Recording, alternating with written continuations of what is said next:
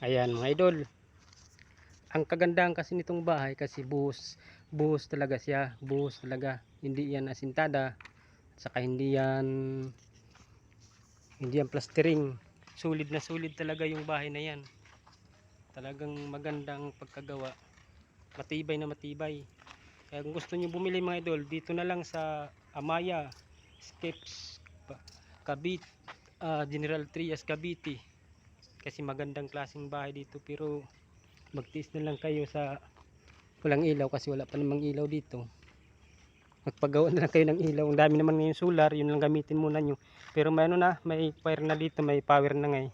May mga poste na ngayon. Bawat ano yan, bawat bahay may isang poste. At saka malalaki yung ano. Kaganda dito, malalaki yung bakod mo. Simula dyan, simula dito sa may kanto hanggang dito sa may kabilang bahay, sa may firewall. Ilang ano pa yan hanggang dyan. Ilang lapad pa hanggang doon, mga nasa 10 feet ay nasa 5 meters siguro. 5 meters pa siguro ang ano nun. Nasa 5 meters pa siguro ang lapad hanggang dito sa may firewall. Pwede mo rin yan pagawan dito ng extension at saka mag-extension ka pataas, contour sa iba lalim, ano, tiris. Ayan mga idol, ganda oh. Ayan mga bahay dito, ganyan mga bahay dito.